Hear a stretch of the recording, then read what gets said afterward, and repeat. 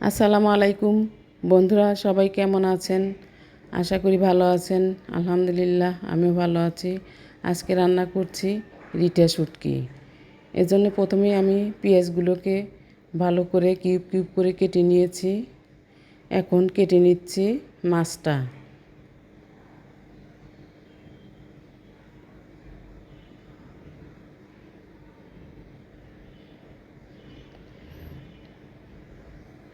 এই মাছটাকেও আমি cube cube করে কেটে নিব।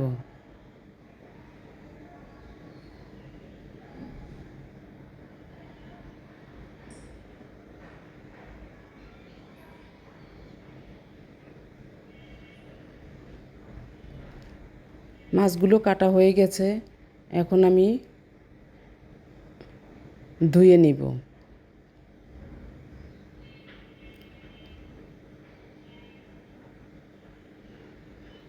মাছগুলিকে প্রথমে আমি 3-4 বার ঠান্ডা পানিতে ধুয়েছি, এরপরে গরম পানিতে ধুয়েছি 3-4 বার, তারপরে গরম পানিতে ভিজিয়ে রেখেছি 10 মিনিটের মতো।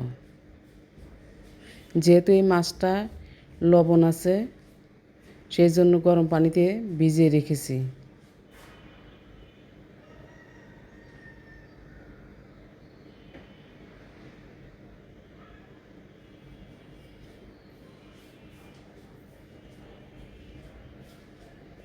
গরম পানি থেকে তুলে এরপরে আবার কিছু লেবুর রস দিয়ে কচলিয়ে কচলিয়ে ধুয়ে নিচ্ছি।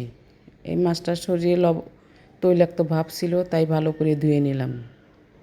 মাছগুলো ধোয়া হয়ে গেছে, এখন রান্না করতে যাচ্ছি। চুলায় হাঁড়ি বসিয়েছি, দিয়ে দিলাম বেশ কিছু তেল। এখন দিয়ে দিলাম কিউব করে কাটা 2 কাপের মতো পেঁয়াজ, হাফ কাপ রসুন। ভালো করে নেড়ে চেড়ে নরম হয়ে আসছে, এখন দিয়ে দিচ্ছি 1 চামচ হলুদের গুঁড়া, 1 চামচ মরিচের গুঁড়া, হাফ চামচ ধনে গুঁড়া।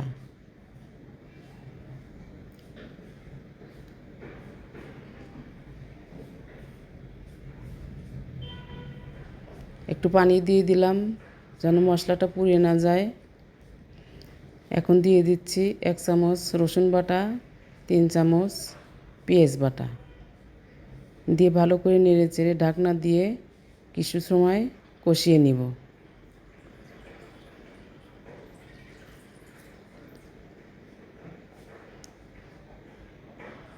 এখন দিয়ে দিচ্ছি টুকটো করে কাটা 2টা টমেটো,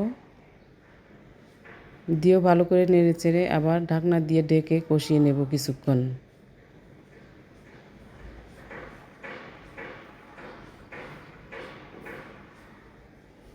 মশলাটা কষানো হয়ে গেছে, এখন দিয়ে দিচ্ছি কেটে রাখা শুটকি মাছগুলো।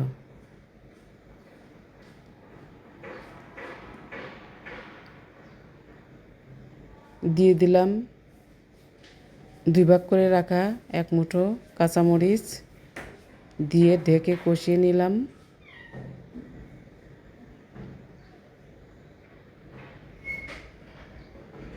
আমার মাছ কষানো হয়ে গেছে, এখন দিয়ে দিলাম পরিমাণ মতো পানি। এখন ঢাকনা দিয়ে ঢেকে কিছু সময় রান্না করব।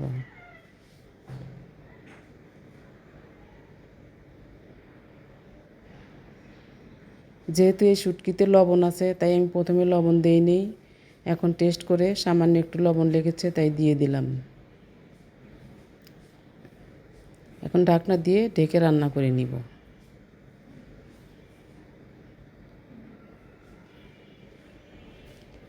আমার শুটকি রান্নাটা হয়ে গেছে। দেখতে যেমন সুন্দর হয়েছে, খেতেও অনেক মজা হয়েছে। আমি এখন পরিবেশন করে দেখাচ্ছি। বন্ধুরা, আমার এই রেসিপি যদি আপনাদের ভালো লাগে, লাইক দিবেন, কমেন্ট করবেন, শেয়ার করে পাশে থাকবেন। সবাই ভালো থাকবেন, সুস্থ থাকবেন, আমাদের জন্য দোয়া করবেন। আল্লাহ হাফেজ।